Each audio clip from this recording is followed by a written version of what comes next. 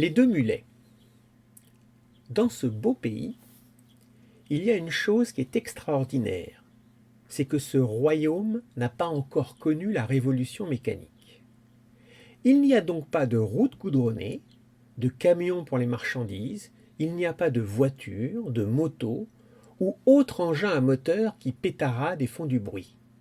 Il n'y a pas également de fumée nauséabonde, un petit paradis. Dans ce beau pays, depuis toujours, ce sont les ânes, les mules et les mulets qui sont en charge du transport. Ce sont donc ces animaux si costauds qui sont devenus essentiels pour le commerce, les échanges de marchandises et de colis, pour les transports de personnes, de biens, d'argent, mais aussi pour promener les honnêtes gens et leur permettre de voyager.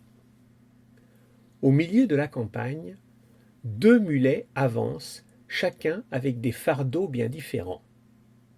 Le premier animal est chargé de blé et d'avoine.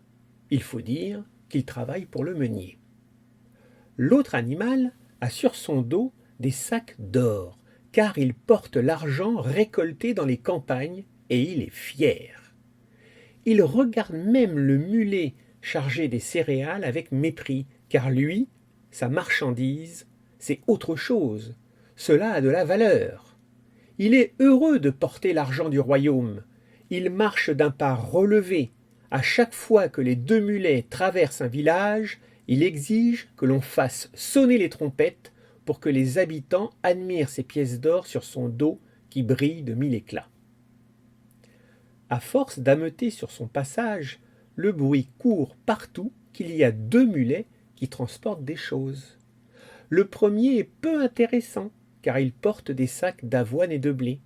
Il est facile à reconnaître, car il avance doucement la tête basse. Par contre, l'autre mulet, il se sent bien plus valorisé. Il a sur son dos une partie de l'or des impôts et il marche la tête haute, très fier de lui. L'information circule. Elle arrive même jusqu'aux oreilles d'une bande de brigands qui, sans hésiter, décident de tendre une embuscade. Évidemment, le blé et l'avoine ne les intéressent pas. Eux, ce qu'ils veulent, c'est l'argent. Les brigands se jettent sur le mulet qui transporte l'or, ils le saisissent, ils l'obligent à s'arrêter, et comme le mulet tente de s'échapper, les brigands se mettent à le frapper avec des grands bâtons. Pendant ce temps-là, l'autre mulet, qui voit qu'il n'intéresse personne, se précipite derrière un rocher et reste caché, affligé, triste d'entendre son compagnon se faire rouer de coups et gémir. Au bout d'un certain temps, n'entendant plus aucun bruit, il sort de sa cachette et constate que les brigands sont partis en emportant l'or. Il se précipite auprès de son congénère qui est couché dans l'herbe, meurtri, blessé, et qui est bien honteux d'avoir perdu ses sacs d'or. Il gémit.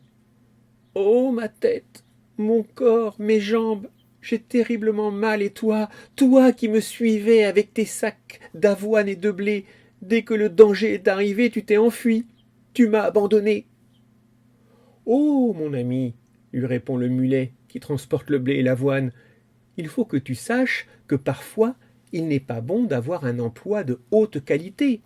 Tu étais fier de transporter l'or du royaume, tu me méprisais même. Mais sache que si tu avais servi un simple meunier comme moi, tu ne serais pas là, au moment où je te parle, en si mauvais état, en si mauvaise santé.